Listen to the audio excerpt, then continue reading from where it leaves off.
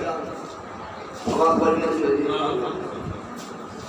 আসসালামু আলাইকুম ওয়া রাহমাতুল্লাহি ওয়া বারাকাতুহু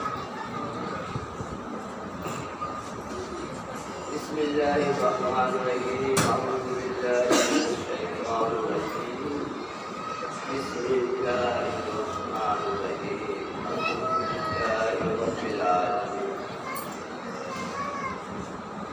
ইয়ারহামুল্লাহু আল্লাযীনা আমানু মিনকুম ওয়াল্লাযীনা ইয়াতুলুনা ইলমা দারাজাতুন সাদাকাল্লাহু আল-আযীম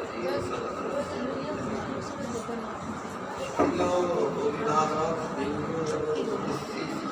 সম্মানিত অভিভাবক ভাইয়েরা আমরা এখানে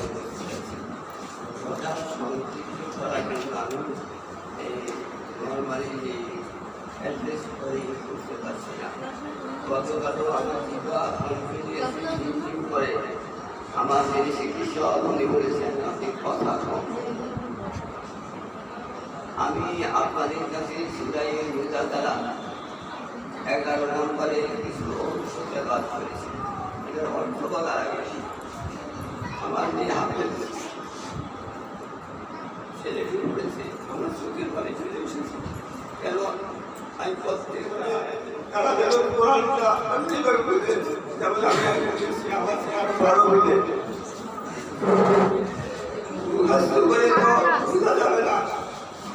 আমি একটা সত্যি আমি আমার ভাতিজা এবছর আলহামদুলিল্লাহ সে পাগড়ি করেছি বাবা খুবই ভালোবাসা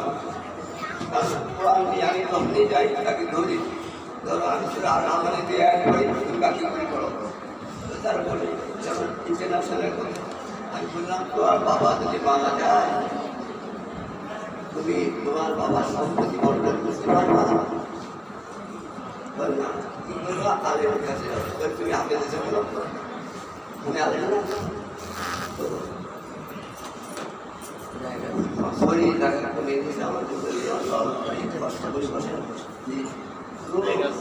আমাদের এই মাদ্রাসাটাকে এই প্রতিষ্ঠিত করার উদ্দেশ্য ছিল আমাদের সন্তানেরা আমাদের বাংলাদেশের সন্তানেরা আমাদের পরিবার টুকরা ওরা যেন সমাজে কি করে কোরআন সব পড়ে অর্থ বুঝে এবং সমাজে থাকে।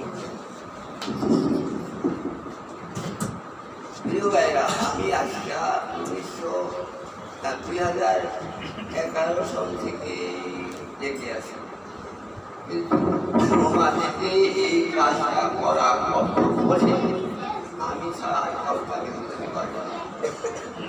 কারণ সাইড বাই সাইড একদিকে কোরআন একদিকে বাংলা একদিকে ইংরেজি আর শব্দ একই প্রতিষ্ঠানে পড়া মানে শিক্ষা বৈজ্ঞানিক অন্তর্শিল্পী কোরআন পূজানো এরকম অভাব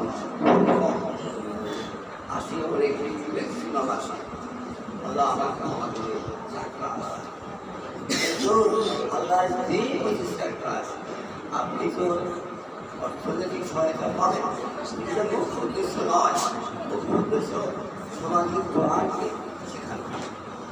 আর আমরা কি করতেছি সূরা ইবরাহিম 11 নম্বর আয়াতে শেষ ইয়ারহামুল্লাহু উসুরে কাফা শব্দের অর্থ সুদাই নিয়ে যাওয়া আল্লাযীনা আমানু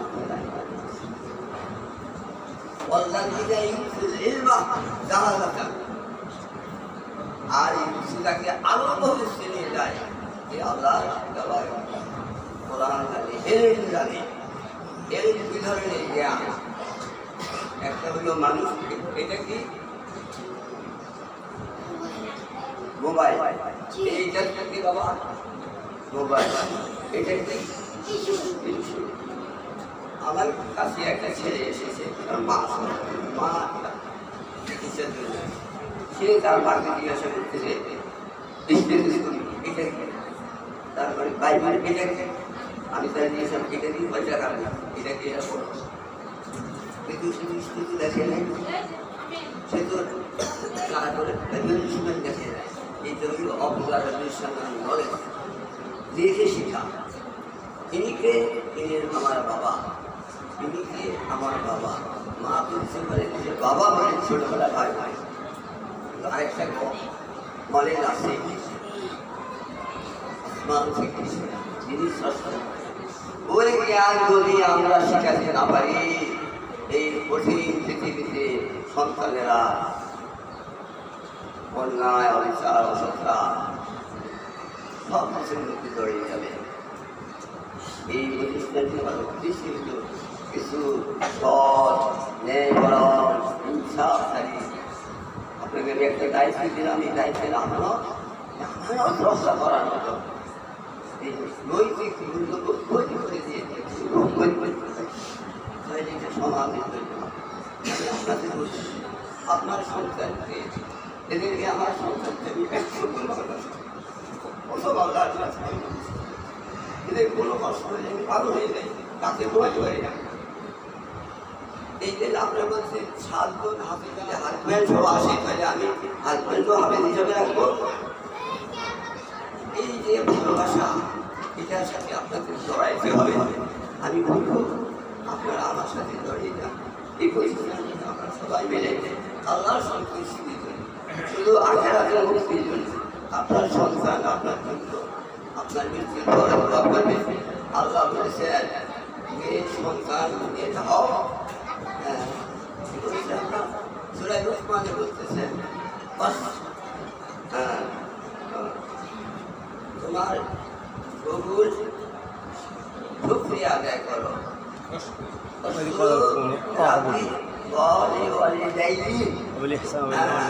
তুমি কি করো? তোমার সৃষ্টিকর্তার শুকরিয়া আদায় করো। তারপরে বলছে নবী শুকরিয়া আদায় করতে পারে নাই, পয়গম্বর শুকরিয়া আদায় করতে পারে নাই, বিশ্বের শুকরিয়া আদায় করতে পারে নাই। পিতা মাতার শুকরিয়া আদায় করো। পিতা মাতা শিখেন আল্লাহ সৃষ্টিকর্তা, তারপরে নবী এসেছেন হেদায়েতের বাণী দিয়ে আল্লাহর তরফ থেকে। এর আগেও আল্লাহ পিতা মাতাকে মর্যাদা দিয়েছেন। আপনার সন্তান আপনার জন্য হাত ধরবে, আল্লাহ বলেছেন, রাসূল বলেছেন, কোনো কিছুই মানুষের মৃত্যুর গল্প বলছে না, কিছুই বলছে না। প্রথমে হইল যে নেককার সন্তান পিতা মাতার দোয়া করে, আমি আল্লাহ সেই দোয়া করি। একটা বলে বিষয় আছে, তাহলে আপনার ছেলেকে যদি আপনি কোরআন মানেন, এটা আপনার এসেট, আপনার সম্পদ। তখন আপনার ভালো হবে না,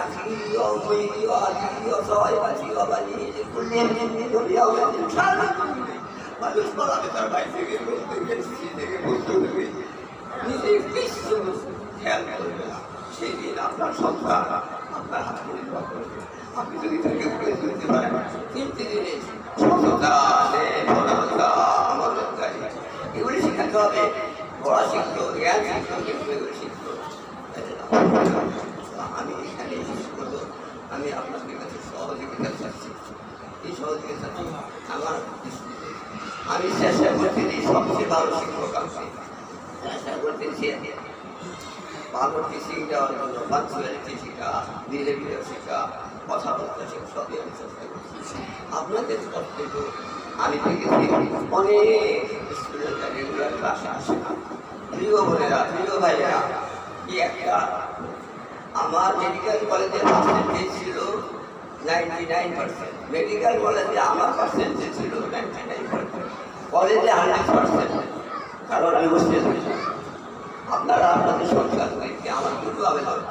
একটা আবেদন হলো আপনাকে ওদেরকে পাঠাবে, দ্বিতীয় আবেদন হলো কি করে আমাদের কাছ থেকে